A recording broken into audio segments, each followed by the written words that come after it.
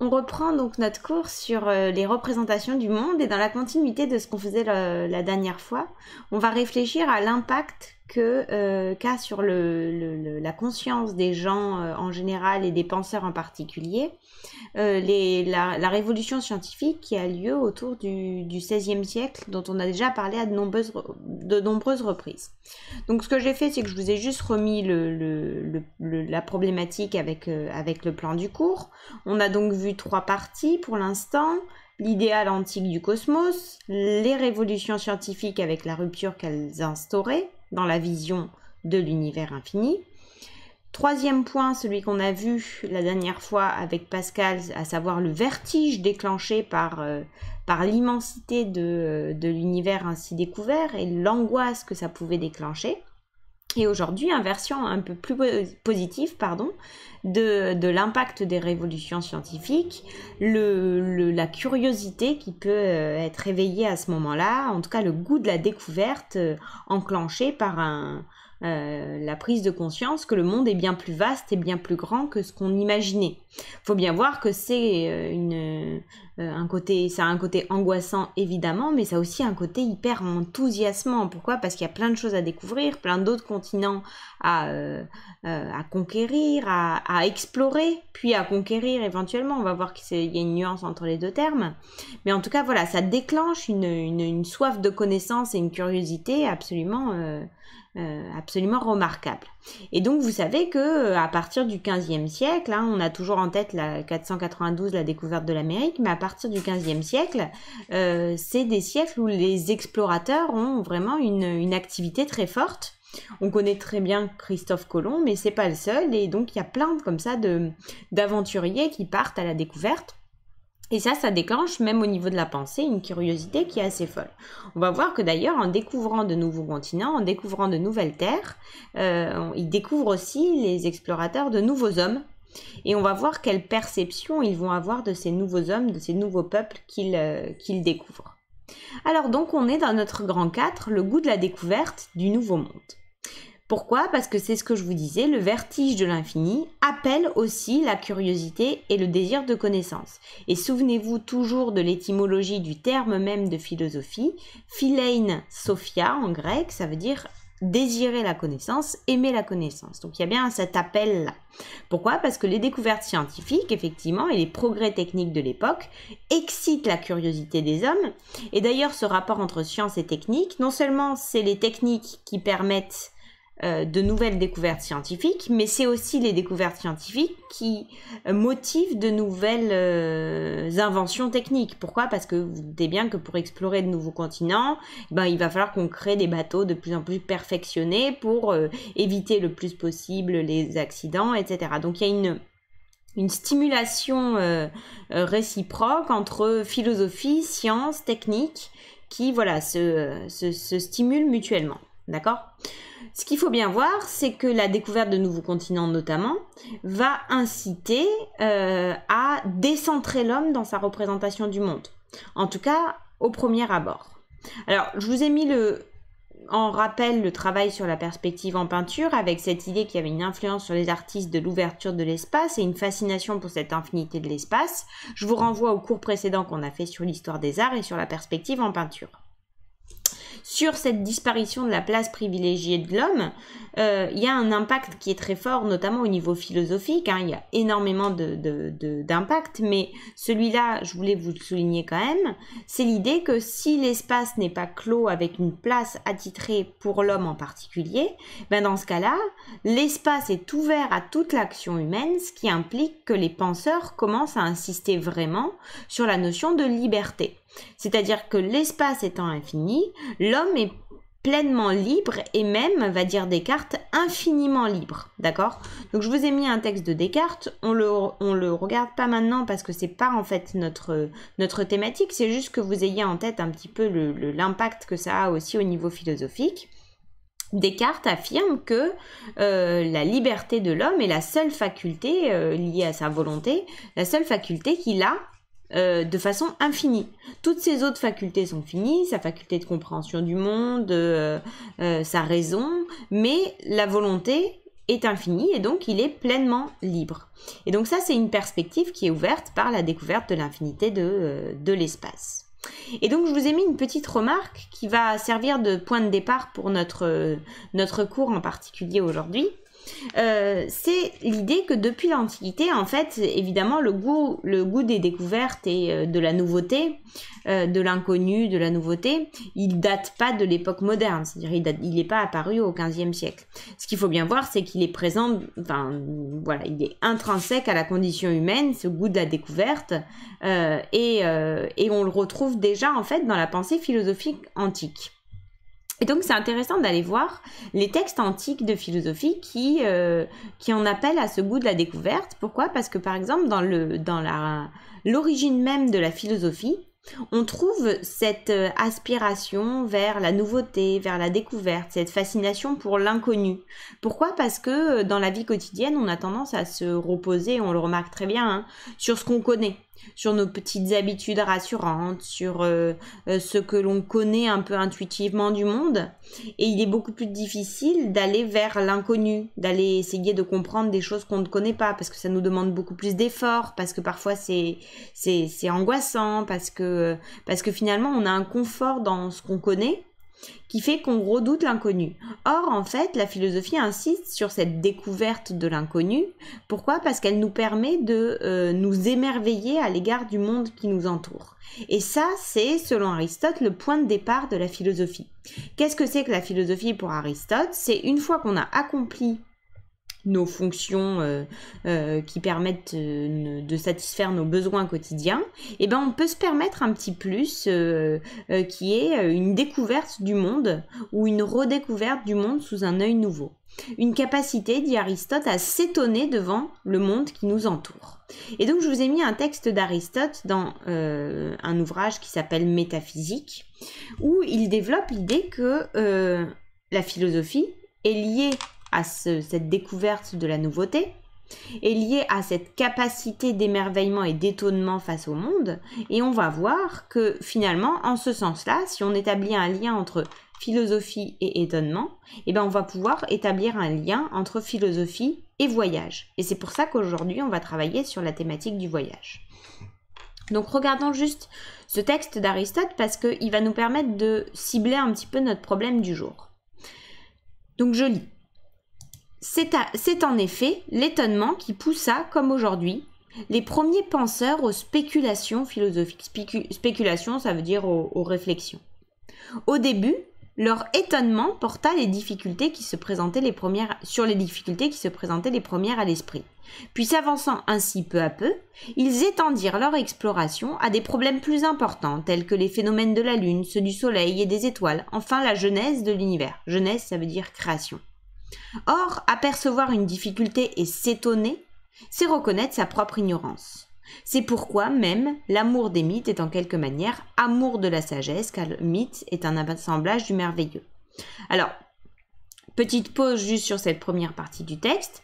Aristote insiste sur l'importance de l'étonnement face au monde, c'est-à-dire le fait de s'apercevoir qu'en fait, et il dit bien, c'est généralement face à une difficulté que ça nous arrive, de s'apercevoir qu'en fait on ne connaît pas tout.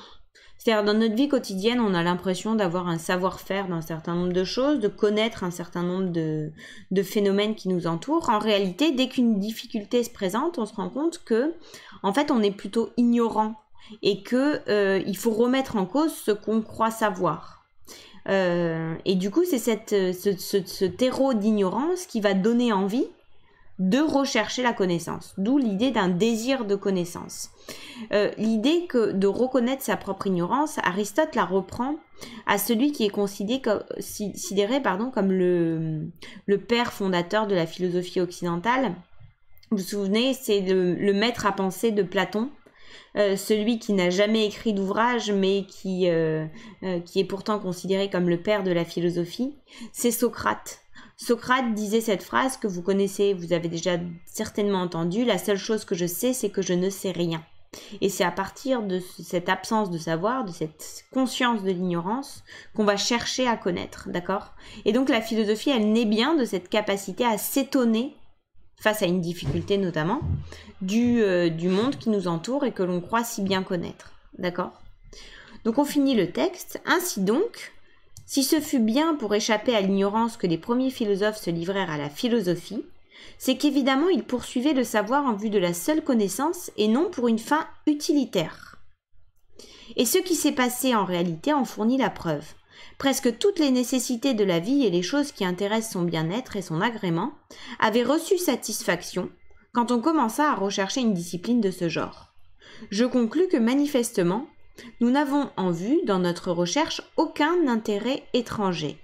Mais de même que nous appelons libre celui qui est à lui-même sa propre fin et n'existe pas pour un autre, ainsi cette science est aussi la seule de toutes les sciences qui soit une discipline libérale puisque seule elle est à elle-même sa propre fin.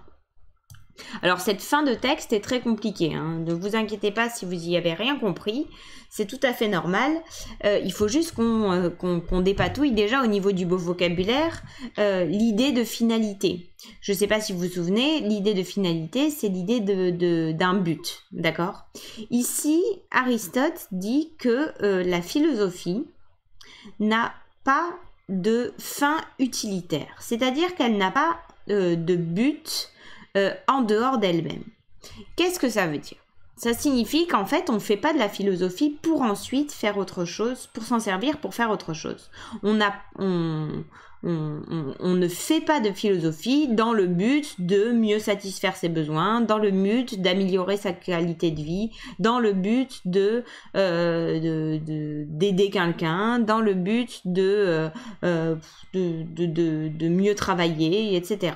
On fait de la philosophie parce que ça vaut le coup de faire de la philosophie en soi. Donc on cherche pas autre chose en faisant de la philosophie que la philosophie elle-même. C'est ça la définition pour Aristote de la liberté dans cette activité.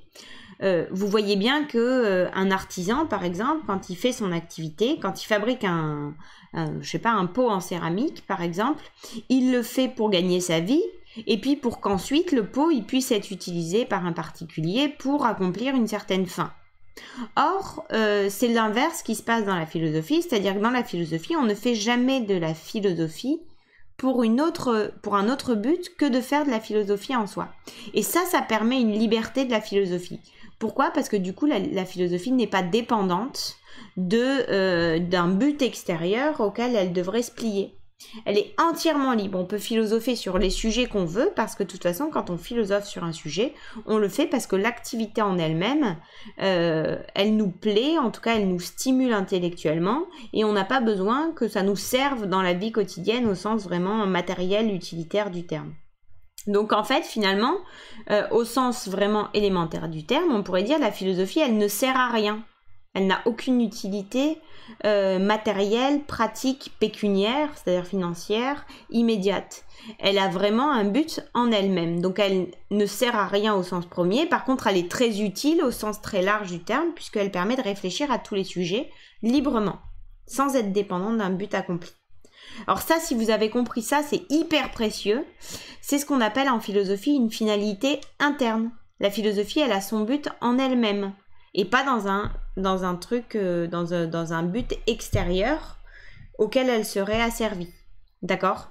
Donc ça, c'est une notion qui est hyper importante et finalement, on va voir que cette définition de la philosophie à partir de la finalité interne, d'accord ?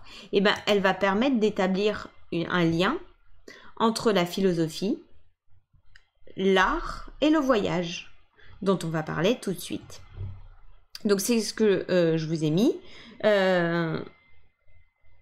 Alors effectivement, donc la remarque d'Ahmad qui est chacun peut faire de la philosophie à son niveau indépendamment des autres. Alors effectivement, la philosophie se pratique au niveau individuel, librement, sur des sujets qui nous intéressent et sur ce qu'on juge utile de penser, sur ce qu'on juge enrichissant plutôt à penser de façon personnelle.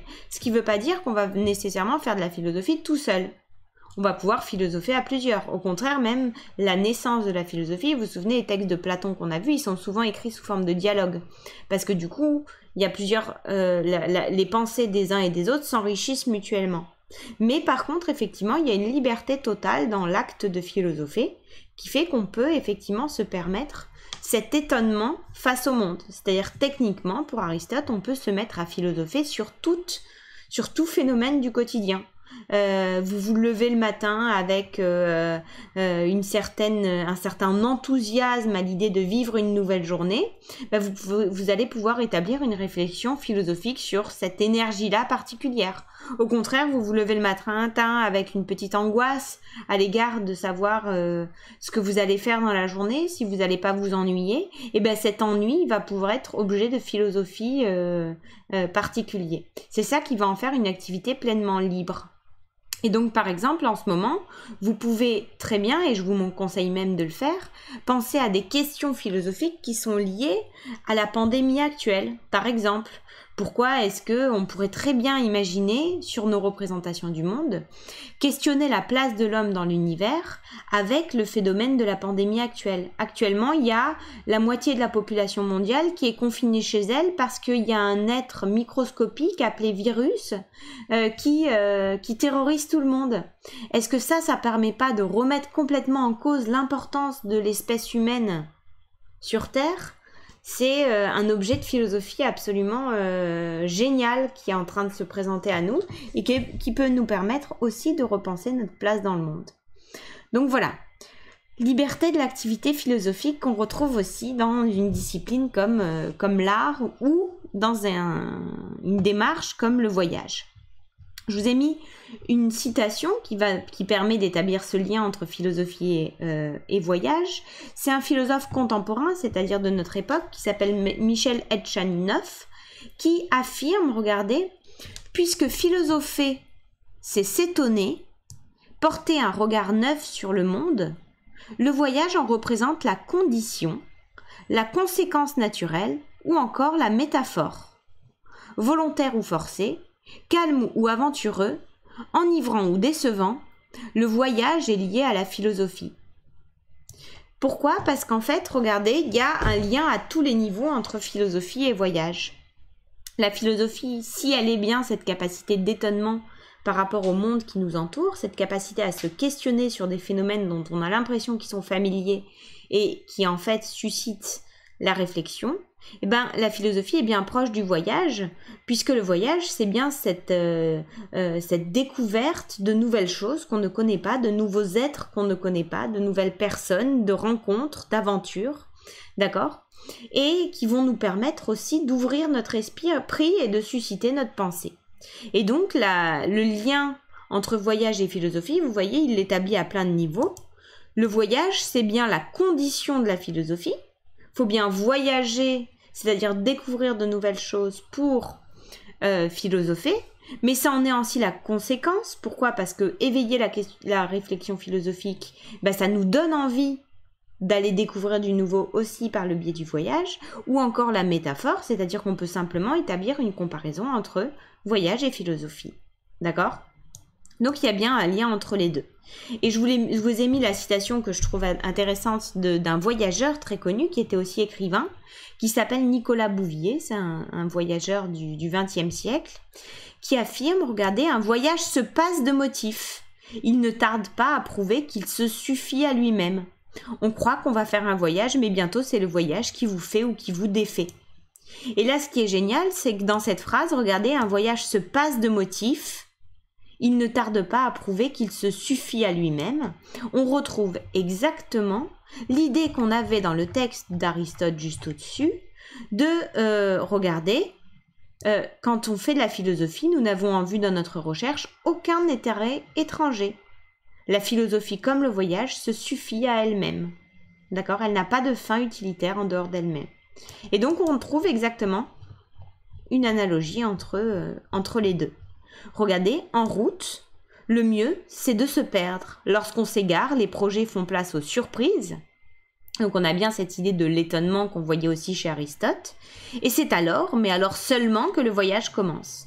C'est dans l'étonnement que le voyage commence, de la même façon que c'est grâce à l'émerveillement et à l'étonnement que la philosophie émerge. Donc j'espère que c'est bien clair cette question. Donc, on pourrait aussi passer du temps à définir les... Effectivement, c'est exactement ce qu'on va faire.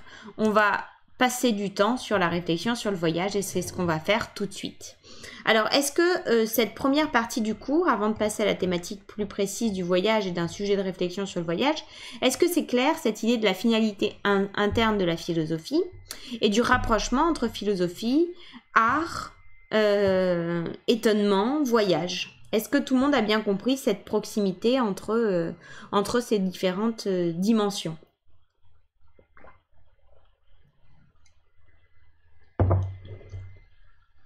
Oui, c'est clair, très bien. Alors du coup, on va pouvoir passer au deuxième document que je vous avais envoyé, qui est effectivement, pour répondre à la question d'Ahmad, la question du voyage. Alors, on va voir si j'arrive à le mettre comme ça, en plein écran. Alors...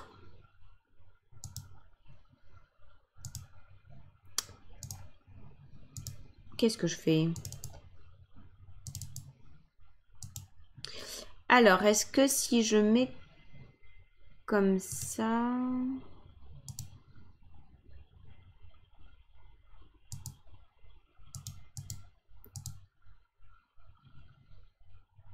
J'espère que ça va marcher.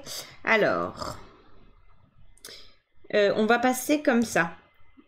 Vous me dites si vous voyez bien ou pas. Du coup, vous voyez plus ma tête, mais au moins vous allez mieux voir les diapos.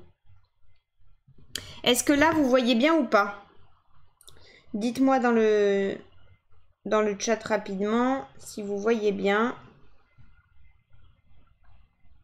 Comme ça, je continue si ça marche.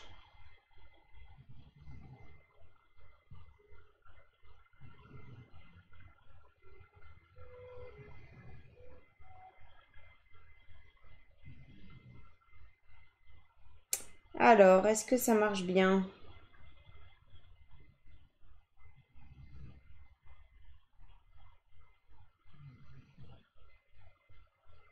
Alors, dites-moi du coup si vous voyez bien ou pas.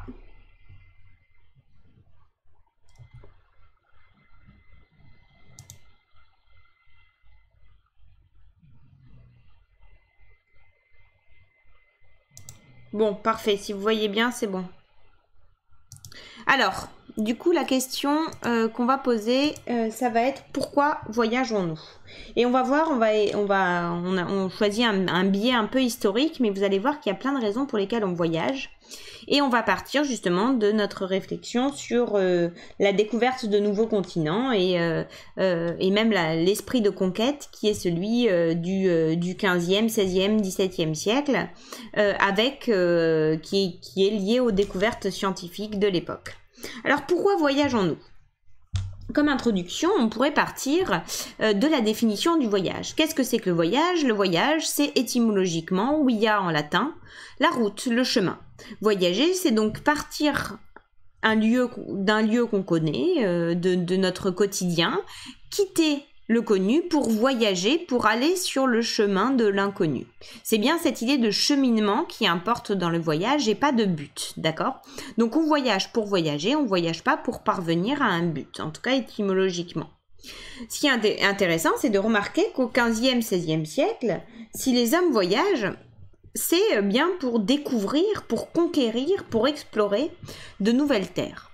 Il fallait à cette époque-là un certain courage et même, on peut même dire une témérité, avec les moyens techniques de l'époque, pour voyager. Mais ce qu'il faut bien voir aussi, c'est que le fait de voyager à cette époque-là, il y avait des enjeux politiques très forts, des enjeux sociaux aussi, de renommée sociale. Les explorateurs étaient très valorisés socialement, donc en recherche d'un certain triomphe, mais aussi des enjeux économiques très forts, puisque en allant découvrir de nouveaux continents, on découvrait par là même des denrées qu'on pouvait ramener, qu'on pouvait vendre très cher, et c'est une époque à laquelle aussi se développent des routes commerciales très utilisées par la suite. Et donc ce qui est intéressant, c'est de voir donc les différents motifs qui poussaient les explorateurs à voyager et aussi leurs réactions lorsqu'ils faisaient de nouvelles découvertes. Pourquoi? Parce que quand au 15e, 16e siècle, les explorateurs arrivent sur de nouveaux continents, eh ben, ils découvrent des peuples qui vivent complètement différemment des Européens.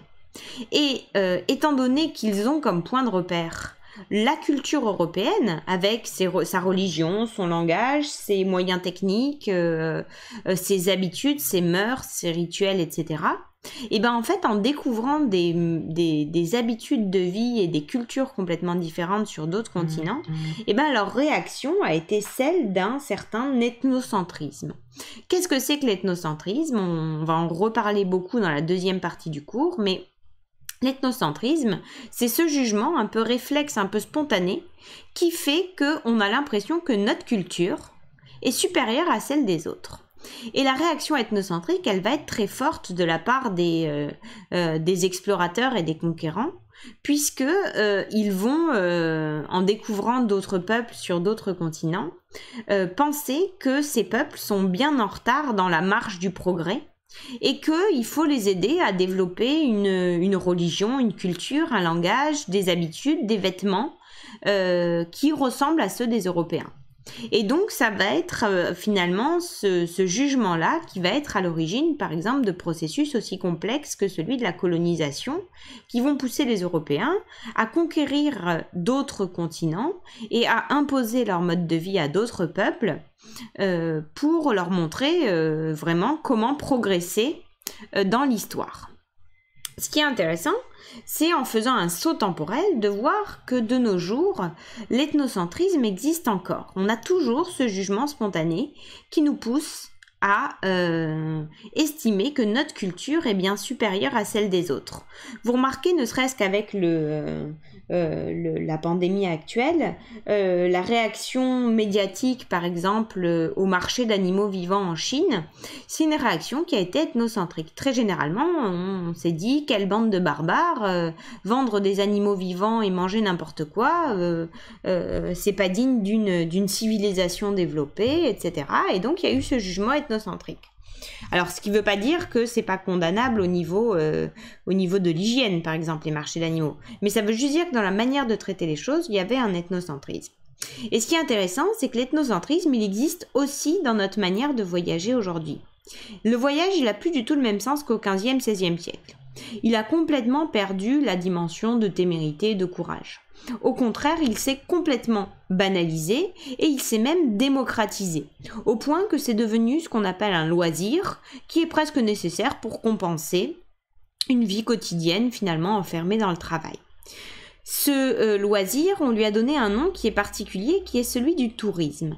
Or, dans le mot même du tourisme, il y a l'idée de faire un tour, ce qui dénote quand même une certaine superficialité. Et ce qui est intéressant avec le tourisme, c'est que généralement, ce tourisme est en fait une illusion du voyage.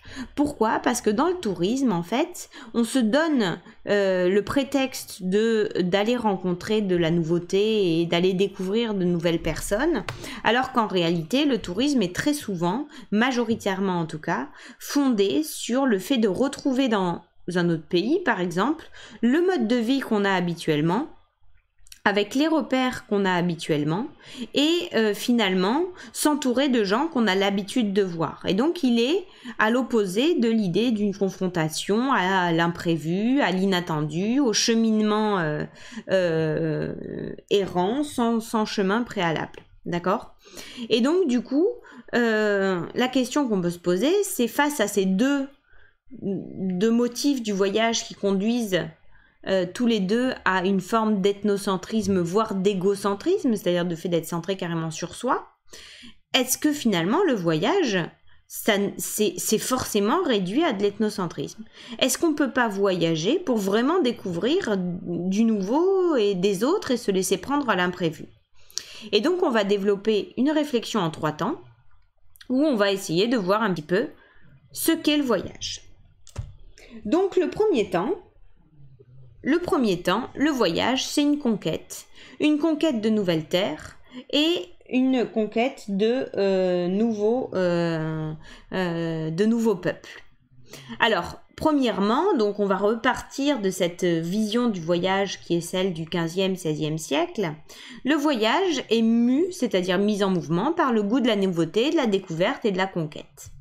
Et ce qui est intéressant, voilà, c'est de souligner que le voyage à ces époques-là relevait du courage, d'un goût du risque, de l'aventure. L'aventure, littéralement, c'est le fait de se confronter à la nouveauté et d'un certain désir de pouvoir, ce que je vous disais, tirer un certain triomphe politique, religieux, économique par ces expéditions. Il s'agissait non seulement d'explorer, mais aussi de conquérir, c'est-à-dire de s'approprier, de poser un titre de propriété sur les terres découvertes. Je vous ai mis un poème qu'on ne va pas étudier maintenant, mais qui est un poème d'un poète du 19e siècle, sur justement ces conquérants qui allaient découvrir de nouvelles terres. Regardez, dernier vers du premier quatrain, ils partaient ivres d'un rêve héroïque et brutal. Ils allaient conquérir le fabuleux métal, donc là il parle de l'or. Et donc du coup, Heredia décrit cette volonté de conquête et cette aspiration vers une nouveauté qui les fascine. Avec ce motif-là de la conquête, ce qui est intéressant, c'est de voir les réactions qui sont celles des conquérants, ou qu'on appelle aussi les conquistadors, lors de leur arrivée sur de nouvelles terres.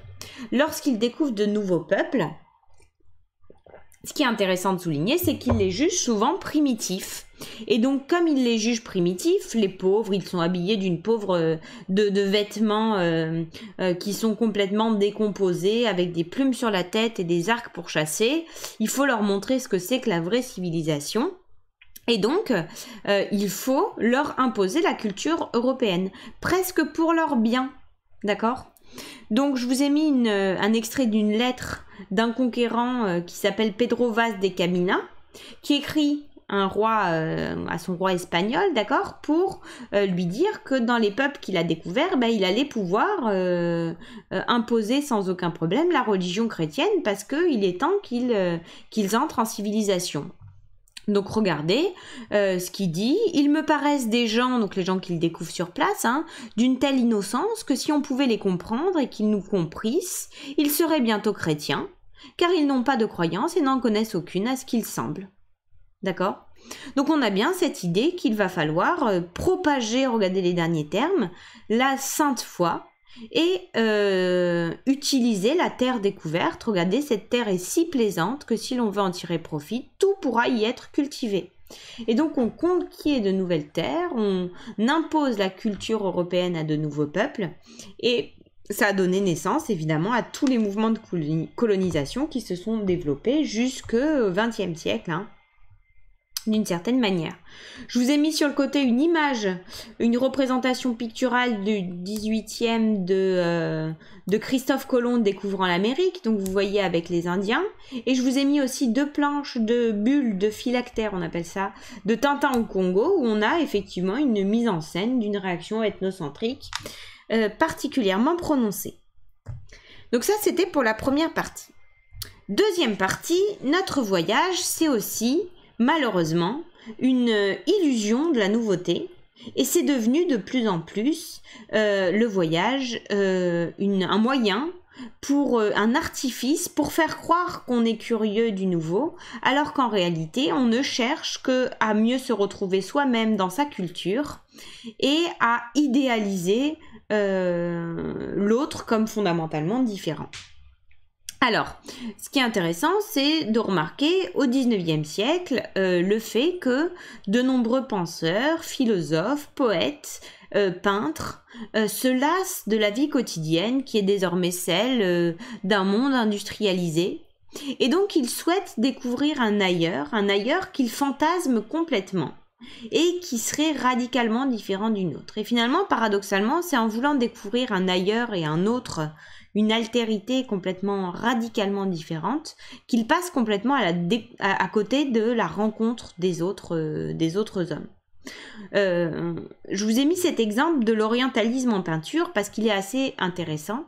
C'est un mouvement pictural qui se développe au 19e siècle et où les peintres sont complètement fascinés par un ailleurs qu'ils fantasment complètement. Les femmes sont magnifiques, le mode de vie est radicalement différent et à ce titre-là complètement idéalisé. Mais ce qui est paradoxal dans la situation, c'est qu'en idéalisant, en fantasmant cet ailleurs, et ben en fait, ils ne font que renforcer les catégories de leur propre culture, c'est-à-dire de la culture européenne. Donc on trouve aussi à travers ça une forme d'ethnocentrisme prononcé. Deuxième point, et encore plus révélateur, l'avènement beaucoup plus récent du tourisme comme une illusion de voyage. Et cette fois, une mise en scène de la figure de l'autre comme un spectacle. Le tourisme aujourd'hui, c'est à l'opposé total de l'esprit de conquête et de découverte. Pourquoi ? Parce que très souvent, les voyages sont hyper organisés et il y a très peu de place finalement pour l'aléatoire, pour l'imprévu et pour la découverte impromptue. Je vous ai mis sur le côté un exemple, c'est un exemple parmi tant d'autres, d'un voyage prévu à Marrakech où vous voyez se dérouler heure par heure le programme du voyage avec les visites, les rencontres et même les plages de liberté entre guillemets qui sont octroyées aux visiteurs pendant ce voyage. Vous voyez, regardez, après-midi libre, donc là on a le droit un petit peu d'aller découvrir, mais c'est dans des plages très restreintes. Et ce qui est intéressant avec ces nouvelles formes de voyage, de tourisme, c'est que finalement, les gens partent, parfois très loin, à l'autre bout du monde, mais dans des lieux qu'ils connaissent parfaitement, qui correspondent exactement à leur mode de vie habituel. Donc, ils vont retrouver une chambre d'hôtel avec exactement le confort quotidien et le mode de vie habituel. Et même dans les restaurants de ces hôtels, on trouve finalement des biens alimentaires qui correspondent exactement à ce qu'on mange d'habitude. C'est-à-dire que finalement, on se donne l'illusion de partir tout en fait restant dans notre vie quotidienne, juste dans un lieu qui est ailleurs. Il n'y a qu'à voir, et je vous incite à le faire, la ressemblance par exemple des chambres du Club Med dans le monde entier. C'est exactement le même type de chambre. Ce qui fait que quand on part au Club Med, en fait, on part chez soi, dans un ailleurs éloigné. On se donne l'illusion qu'on va découvrir du nouveau, alors qu'en réalité, on ne fait que se reporter à du connu. Point suivant, et ça correspond exactement à la remarque que faisait Ahmad dans les commentaires, le tourisme, c'est une véritable mise en scène du voyage qui finalement passe complètement à côté de la véritable découverte. C'est-à-dire qu'il y a une certaine aspiration du touriste aujourd'hui à aller dans un endroit pour prendre une photo et pour dire « regardez, j'y étais ». Et ensuite, finalement, ne rien faire de plus, ne pas partir à l'imprévu. Juste prendre la photo, il n'y a qu'à voir, regarder le monde sur la Grande Muraille de Chine pour se rendre compte que voilà, il y a une affluence du truc de dire j'y étais. Alors je vous ai mis quelques photos, les 3 photos du bas. Ce sont des photos d'un photographe contemporain qui s'appelle Martin Parr, qui a beaucoup travaillé sur le tourisme et notamment sur la mise en scène des touristes et le côté ridicule que ça peut avoir des touristes qui se prennent en photo devant. Et donc, par exemple, regardez à la Tour de Pise en Italie, les gens jouent avec cette fameuse photo où ils portent la Tour de Pise penchée et ils sont tous là ridicules à poser pour leur photo souvenir face à ça. Sachez qu'avec les réseaux sociaux, c'est absolument impressionnant de voir qu'effectivement, il y a la photo Instagram dans des lieux et finalement, au-delà de ces lieux, les gens ne vont pas découvrir vraiment de la nouveauté. Quand vous partez par exemple, et je m'étais fait la réflexion au Japon, dans certains lieux, il y a certains lieux qui sont ultra touristiques et en fait vous allez dans ces lieux, il y a un monde fou, une densité incroyable, c'est assez désagréable et il y a un endroit dans ces lieux où il y a une photo souvenir à faire. Donc ça va être par exemple devant un petit temple ou devant une statuette ou devant ce qu'on appelle un toli, c'est-à-dire un grand portail orange là en l'honneur des familles. Et ce qui est intéressant, c'est de voir que vous faites 500 mètres derrière cet endroit à photo souvenir et vous vous rendez compte que y a plus personne et que là vous pouvez aller découvrir du nouveau. Donc voilà, le tourisme comme illusion de la nouveauté et aussi comme illusion de rencontre. Et là, je vous ai mis quelques exemples de touristes qui se donnent l'illusion d'une certaine immersion dans des lieux. Alors par exemple, ça va être la location de kimono pour se balader dans les rues de Kyoto, au Japon. Ça va être par exemple partir en voyage à dos d'éléphant au Vietnam ou en Inde pour faire une balade dite locale, avec tout le désastre que ça a sur l'exploitation animale évidemment. Ça va être aussi, autre exemple, la balade dans le fameux souk de Marrakech où en fait on se rend compte que y a une mise en scène des vendeurs aussi qui savent que ils vont entre guillemets attraper les touristes pour vendre leurs biens. Et finalement il y a une illusion d'authenticité sans aucune authenticité véritable. Donc le tourisme c'est une fausse nouveauté, une fausse découverte et finalement ça ne nous conduit qu'à une nouvelle forme d'ethnocentrisme. Cependant, troisième partie, est-ce qu'il n'est pas possible de repenser le voyage comme une véritable découverte cette fois? D'accord? Donc on va voir dans cette troisième partie différentes dimensions qui nous permettent de repenser le véritable voyage comme découverte. Alors, premier point, le voyage peut être une véritable ouverture au monde, à la nouveauté, à la découverte et au doute. Pour cela, il faut que le voyage y soit imprévu et imprévisible, c'est-à-dire qu'il ne soit pas fermé dans des attendus préalables. Je vous ai mis un texte de Descartes où il dit qu'à un certain moment de sa vie, il en a eu marre d'étudier les connaissances théoriques dans les livres et qu'il a voulu aller étudier le grand livre du monde en voyageant et en allant découvrir de nouvelles personnes, de nouvelles habitudes, de nouvelles mœurs, avec, regardez l'expression de Descartes, un extrême désir d'apprendre. Et là, on retrouve l'idée d'un désir de connaissance qu'on a évoqué dans le cours, avec la proximité entre philosophie et voyage.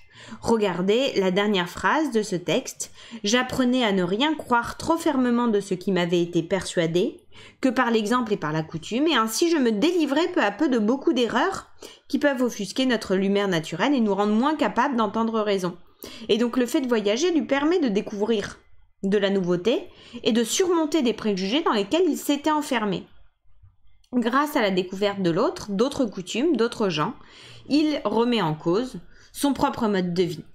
Sur le côté, je vous ai mis quelques images de maisons du monde entier pour montrer à quel point la diversité peut être intéressante à étudier, à comprendre et à voir de l'intérieur. Deuxième point, le voyage comme découverte, il est lié non pas au voyage tracé à l'avance, mais au plaisir de ce qu'on pourrait appeler l'errance, c'est-à-dire la balade imprévue, inattendue, qui se laisse aller au gré des chemins qui se présentent à elle. D'accord? Alors, je vous ai mis un texte de Montaigne qui est absolument génial dans les essais, dans un chapitre qui s'appelle « L'art de voyager », où il dit que c'était un grand amateur de voyage. Il dit que quand il voyage, regardez, je ne trace à l'avance aucune ligne déterminée, ni droite ni courbe. Pourquoi? Parce que ce côté inattendu et imprévisible, il va lui permettre de découvrir vraiment. La diversité des usages d'un peuple à l'autre ne m'affecte que par le plaisir de la variété. Donc dans l'autre peuple, il ne s'attend pas à découvrir une altérité radicale ou au contraire une différence qu'il faudrait plier aux critères de notre propre culture, mais au contraire une variété qui est en elle-même intéressante. Et Montaigne développe un exemple qui est génial, il dit « Regardez quand nos compatriotes voyagent », et il écrit au XVIe siècle, je ne sais pas si vous imaginez la modernité, quand il voyage, il est étonné de voir les autres Français, ses contemporains, qui sont très contents de retrouver dans les lieux où ils voyagent d'autres Français. Parce que comme ça, ils peuvent se dire « Ah, qu'est-ce qu'ils sont barbares les autres avec leur manière de manger avec les doigts, leur manière de s'habiller, leur manière de chasser. Ah, qu'est-ce que la culture française est supérieure. » Et donc, ils critiquent, regardez, ces contemporains qui ont ce type de jugement. Et au contraire, c'est le dernier paragraphe, regardez, au rebours de nos compatriotes, c'est-à-dire à l'inverse, lui voyage fatigué de nos façons de vivre. Et donc lui, il voyage parce qu'il en a marre de la façon de vivre européenne et qu'il veut découvrir vraiment d'autres manières de voyager. Alors, autre référence possible sur ce voyage comme errance, je vous ai mis un texte de Nietzsche dont on reparlera en philo l'année prochaine, Le voyageur et son ombre. Nietzsche est un véritable marcheur, c'est-à-dire qu'il aime voyager en marchant et en se laissant aller à l'aléatoire des chemins qui se présentent à lui pour découvrir le monde dans toute sa beauté et sa nouveauté. Et un autre texte d'un philosophe qui s'appelle Vladimir Jankélévitch qui décrit le voyage comme aventure, et c'est-à-dire comme rencontre littéralement de la nouveauté. D'accord ? Donc pas du tout dans cette prévisibilité qu'on a vue dans le voyage touristique. Et dernier point, le voyage comme capacité d'étonnement, d'émerveillement. Et pour ça, pour voir cet aspect-là du voyage, finalement, il n'est pas forcément nécessaire d'aller très loin. Pourquoi ? Parce qu'en fait, en portant un regard nouveau sur notre monde quotidien et en se laissant aller à l'illusion artistique, y compris la science-fiction et le jeu vidéo, eh ben, on peut adopter sur le monde un regard neuf qui nous permette un véritable voyage. Et à ce titre-là, il y a une véritable proximité entre l'art, le voyage et la philosophie. On ouvre notre perception du monde pour découvrir du nouveau, pour s'émerveiller, y compris à l'égard de choses quotidiennes face auxquelles on avait perdu l'habitude de s'émerveiller. Quand on prend le même chemin tous les matins pour se rendre au lycée, par exemple, on perd l'habitude de regarder la beauté du paysage qui nous entoure, ou la fascination à l'égard de la lumière sur le verre d'eau qu'on pose sur la table pour boire.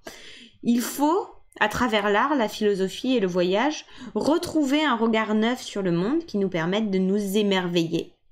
Et donc, c'est finalement cette redécouverte à travers la philosophie, le voyage et l'art qui nous permet de véritablement s'étonner et s'émerveiller sur le monde.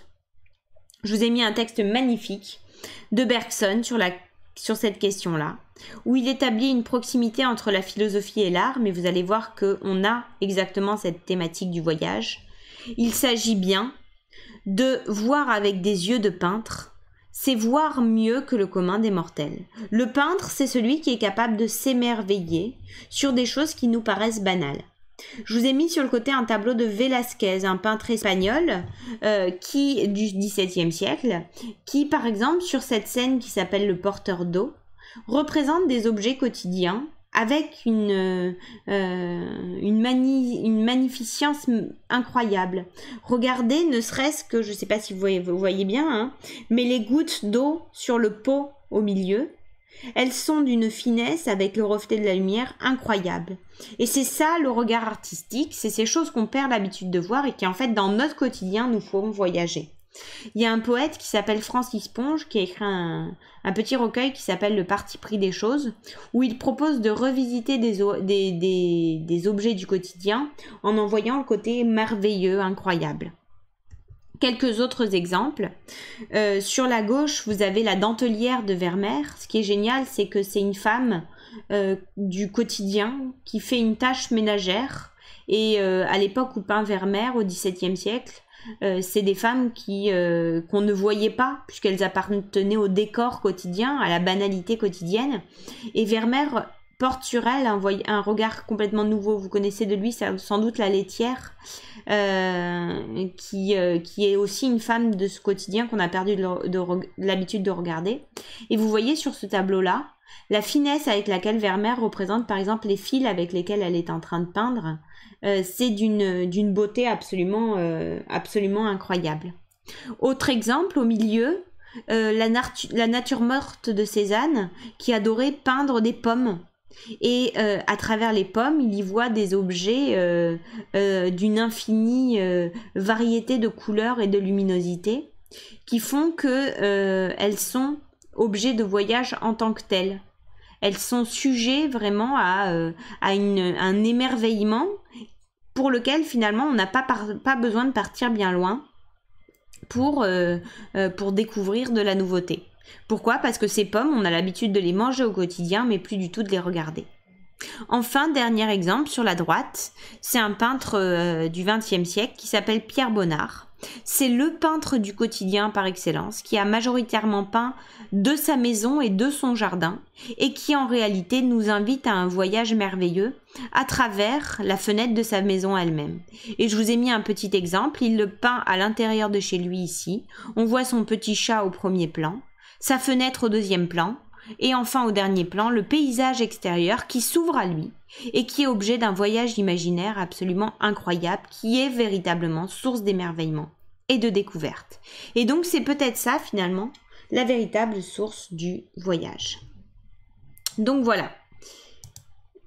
Donc nous avons terminé sur cette question un peu longue. J'espère que ce voyage au pays du voyage vous a plu, que vous avez bien compris. J'étais peut-être un peu vite sur certains points. Je trouvais intéressant de réfléchir aux raisons pour lesquelles on voyage et à ce qui nous motive et à la manière de penser notre propre culture et finalement notre propre personne à l'orée de la découverte de nouvelles personnes et de nouveaux paysages. Et finalement, cette possibilité de voyage à portée de main qu'on peut avoir à travers notre imagination et les créations artistiques qui peuvent être celles de nos proches ou de nous-mêmes. Et donc cette capacité à s'émerveiller, y compris sans aller très loin. Et peut-être qu'en ces temps de confinement, c'est précieux de prendre conscience que qu'on a cette possibilité-là par l'imaginaire et puis par les œuvres d'art, la science-fiction, le jeu vidéo parfois, de partir très loin tout en restant chez soi. En tout cas, ouvrir son regard et sa perception sans pour autant aller à l'autre bout du monde. Même si à l'autre bout du monde, on peut effectivement rencontrer d'autres personnes qui vivent complètement différemment et découvrir l'autre comme étant une autre manière de vivre et non pas qu'il soit pas inférieur ou supérieur à la nôtre. Voilà, donc j'espère que ça vous a plu.